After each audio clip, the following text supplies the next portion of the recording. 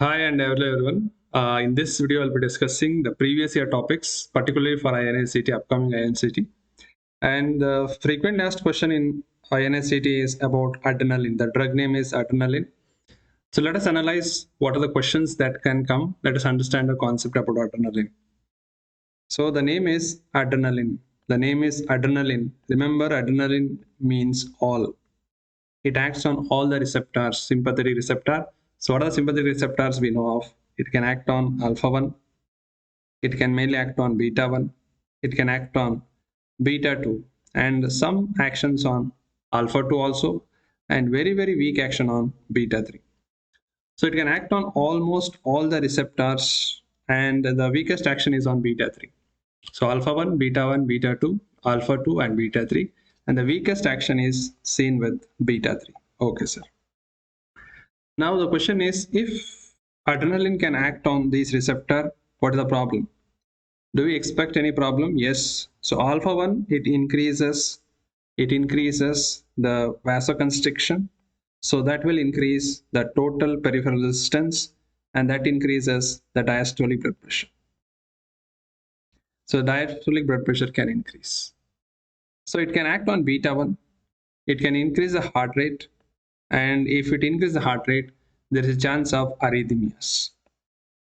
So the question is, when I use adrenaline, what is the complication I expect? When we use adrenaline, the complications what we can expect in a person is the BP may rise. So patient may have high blood pressure. Now this high blood pressure can lead to stroke. Not only that, it can also lead to arrhythmias. So these are the complications if you use adrenaline at higher doses. Otherwise, if you use normally, nothing will happen. It's a very beautiful drug. The name is adrenaline. So it acts on all the receptors. But remember, any drug acts on all the receptor. If a drug is non-specific, that means more adverse effects are seen. That is also one question. If a drug is not specific to any receptor, the adverse effect increases. Now moving on to the next one, where do we use adrenaline? Now we have written the concentration here. The 1 in 1000 concentration is used whenever we give IM, subcutaneous, or whenever we give nebulization. Now, when do we give IM or subcutaneous? We give IM or subcutaneous when there is anaphylactic shock. The anaphylactic shock, the dilution is 1 in 1000, 0.3 to 0.5 milligram is used. Remember, in the exam, they can give 0.3 milligram is nothing but it is equal to 0.3 ml. Same only. If they are given 0.5 milligram, it is same like 0.5 ml. So it is same only. Because the thing is, it comes in an ampule. This is the ampule, and the ampule is 1 in 1000 dilution. So this ampule contains 1 milligram per ml. That means 0.3 milligram is present in 0.3 ml. That's it. If 1 ml contains 1 milligram, 0.3 ml contains 0.3 milligram. That's it. So instead of milligram, if they are given ml, that is the same only. 1 in 1000, 0.3 to 0.5 milligram is used, and I should prefer IM more than subcutaneous for this. I should be preferring IM more than subcutaneous. Now, which muscle is the best one? The vastus lateralis, that is the thigh muscle, is the best one.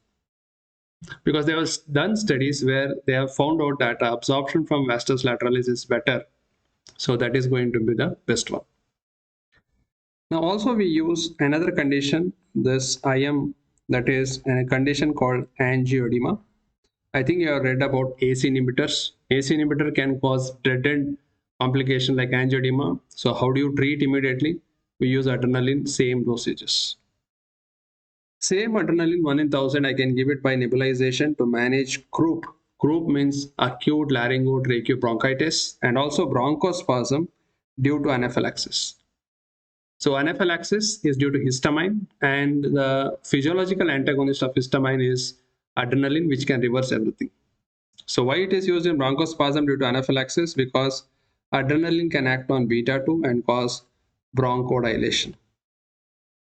Now another question they ask in the exam is, can we use noradrenaline in anaphylactic shock? Can we use noradrenaline in anaphylactic shock? No. Can I use? Because Noradrenaline has no beta 2 action or very weak beta 2 action. That means it cannot reverse the bronchodilation. So noradrenaline can be used in almost all the shock except anaphylactic shock. And it's not a physiological antagonist of histamine. So please keep this in mind. Noradrenaline is not used in anaphylactic shock. So remember 1 in 1000, we use it whenever we give IM, subcutaneous or by nebulization. And I've shown you the indication. Suppose you want to give 1 in 10,000, then I can give it by IV route, IO route and endotracheal route. 1 in 10,000 I give it by IV, IO and endotracheal. Now the question asked practically is how do you convert 1 in 1000 to 1 in 10,000? Because in the hospital what we get is the ampule. Now what we take is we take 1 ml of this ampule, to that we add 9 ml of normal saline. If I add like this, I get 1 in 10,000 dilution. So this I can give IV, intravenous, IO means intraosseous, that is bone marrow, particularly upper end of tibia, lower end of femur. These are commonly used. Sometimes head of humerus, that is also used to assess bone marrow, or endotracheal tube. So where do I use this 1 in 10,000? Whenever there is cardiac arrest. During cardiac arrest, we will be giving CPR. Along with CPR, we add this adrenaline. Now, anaphylactic shock. Sir, I am confused. Anaphylactic shock, should I give IV or IM? Now, please understand when a patient goes for anaphylactic shock, immediately you can assess easy is IM. So first is IM preferred. If you give 2-3 doses of IM, still patient is not responding, then you can take an IV line. You can take an IV line and give it IV.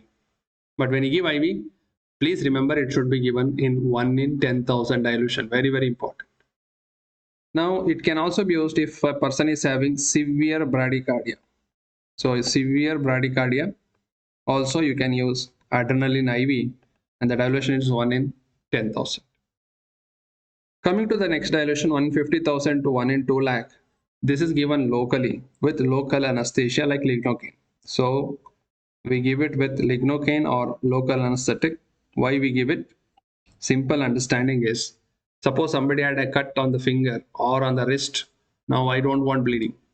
So adrenaline is a vasoconstrictor which can decrease bleeding. Since it's a vasoconstrictor, it will not allow the absorption of lignocaine into systemic circulation. So what happens if local anesthetic are not absorbed? The systemic adverse effect of local anesthetic can be decreased. Not only that, the duration of action of local anesthesia can be prolonged. But please keep in mind, adrenaline is a vasoconstrictor, so don't give it in the organs where there is end arteries, like tip of the nose, ear lobule, tip of the fingers, and this is the correlation with anatomy. So you should not give local anesthetic with adrenaline wherever there is end arteries. So find out and you can answer in the comment section where are the end arteries present in human bodies. So this is the dilution, and I want you to concentrate for some time and understand this. So one of the INICET, they had given a question, match the following. One side they had given dilution, one side they had given indication, you have to match it. Okay, sir, I understood adrenaline, I understood concentrations. Now what to understand? Next thing you need to understand is the graph. Now graph, why they ask you? Because they want to test the second year knowledge in INICET mainly. Now, when we give high dose adrenaline, to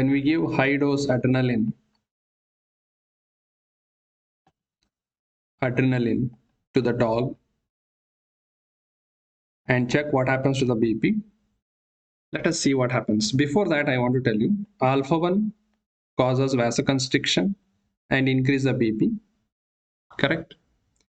In the contrary, beta 2 causes vasodilation and decreases the BP. We all know that.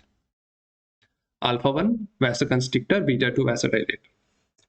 Now let us imagine this is the normal blood pressure, normal BP. Now what we did is we gave high dose of adrenaline. High dose. Now what happens when I add high dose of adrenaline? The BP goes up and then it comes down. And then it becomes normal in the dog. The question is, why did the BP went up? The BP went up because adrenaline activates alpha 1 And alpha 1 causes vasoconstriction, so there is increase in BP. But later what happens? This adrenaline acts on beta 2 and decreases BP by causing vasodilation, so there is decrease in BP. Now this response is also called as biphasic response. The response is called as biphasic response. Okay, sir. It is called as biphasic response. Now you may ask a question, sir, why not first decrease in BP, then increase in BP? Why beta 2 is not activated first, then alpha 1? Please understand, high dose means high concentration. When the concentration of adrenaline is very, very high, then only the alpha gets activated. So as the time moves on, the concentration of adrenaline decreases in the plasma. So it cannot activate alpha 1 when the concentration is lower. So it can activate beta 2, and that's why there is decrease in blood pressure. So that is why when you give high dose adrenaline, there is rise in BP followed by fall in BP. That's the same reason why I cannot use 1 in 1000 IV. Why I cannot give 1 in 1000 IV? The reason is simple. 1 in 1000 means the concentration of adrenaline is very high. With that high concentration of adrenaline, if I give IV, the BP will shoot up, patient may have stroke and all those things. So that's the reason this is important graph. This is called as biphasic response, rise then fall. Then there is a scientist called Sir Henry Dale. His name is Sir Henry Dale, and he did an experiment. What did he do? Now this is the normal blood pressure raising. Then what he did is, first he gave an alpha blocker. Alpha blocker, what he used at that time was ergots. Ergots were alpha blockers. Nowadays we can also use alpha blockers such as phentolamine. They are alpha blocker. So he gave alpha blocker. After giving alpha blocker, he added high dose of adrenaline. He added high dose of adrenaline in the dog. Now what happened to the BP? The BP will never go up, the BP fall. The BP falls. Now please understand, this phenomenon is called as vasomotor reversal of Dale. Vasomotor reversal of Dale. It is called as vasomotor reversal of Dale. Now why this was done? This was done that time to understand the actions of beta 2. Now why there is no increase in BP? Because you have blocked alpha, so alpha action is not seen. And there is only beta 2 remaining, so that's why beta 2 gets activated and there is only fall in BP.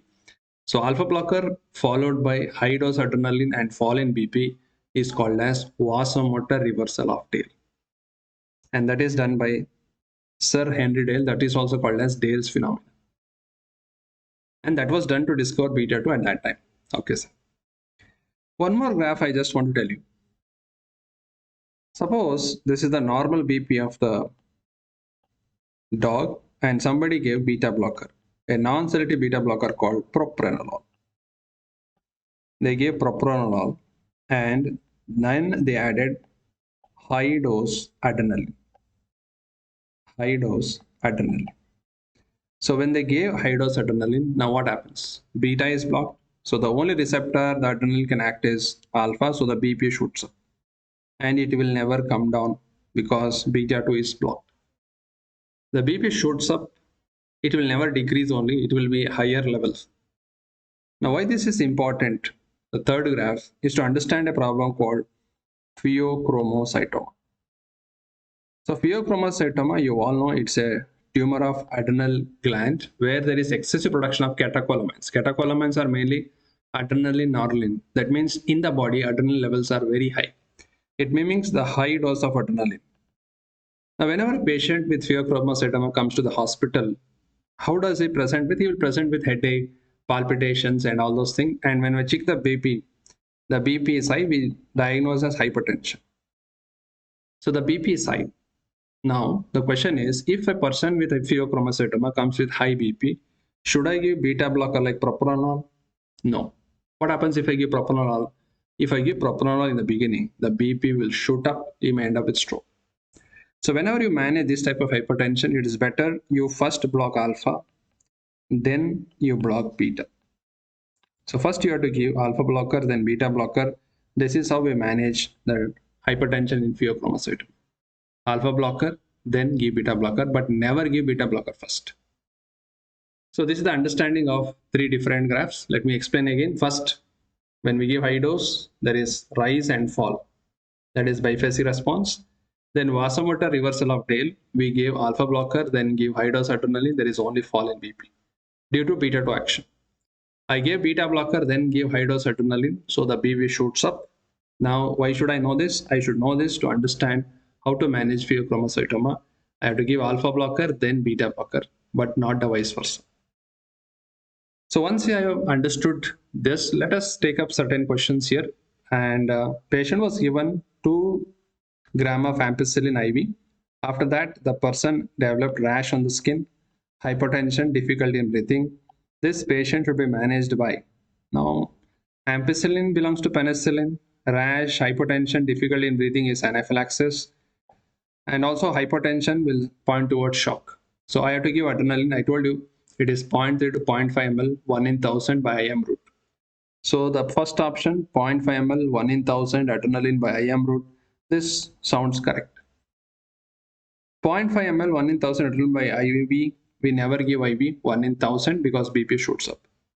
1 in 10,000 by IM, no.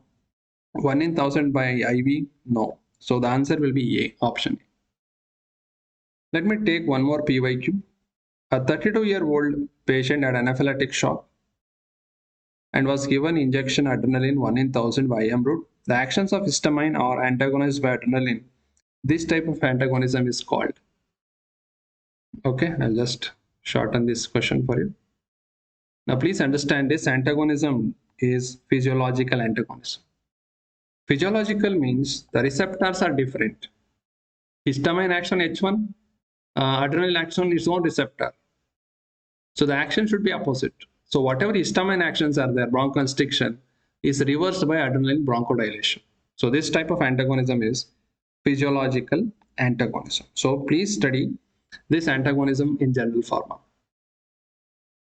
Then moving on to another question, in anaphylaxis, which of the action of adrenaline is not absorbed? Tell me. Bronchodilation by beta receptor, yes, we see that. We want bronchodilation. Stimulation of beta receptor in the heart, yes, I have to increase the heart rate, force of contraction because patient in shock.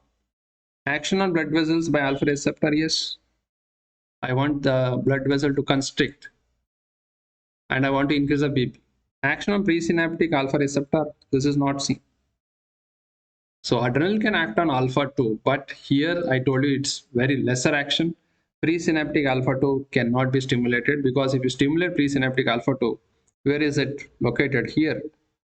So when you stimulate presynaptic alpha 2, what happens? It decreases sympathetic outflow. It decreases sympathetic outflow and we require sympathetic in this condition. So the option D is wrong. Now true about vasomotor reversal of tail. True, you have to find out. Fall in blood pressure by high dose intravenous acetylcholine. No, not due to acetylcholine. Increase in blood pressure following administration of IV propranolol, false. Propranolol is a beta blocker. Fall in blood pressure by ganglionic blocker. No. Fall in BP by adrenaline pre-treated with phentolamine. Yes, true. So phentolamine is alpha blocker, then give adrenaline, you see fall in BP is called as vasomotor reversal of tail. Now one more tricky question is here, and I am not going to answer this.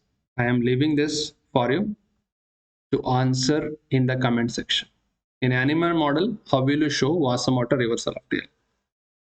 Option A, option B, option C, option D is left for you. Let me zoom it also for you. A, B, C, D. So waiting for your comments. So this is the previous year topic. The topic name is adrenaline. So we'll be doing this series continuously. I want your feedback on this. How is this okay for you, or should we modify these things?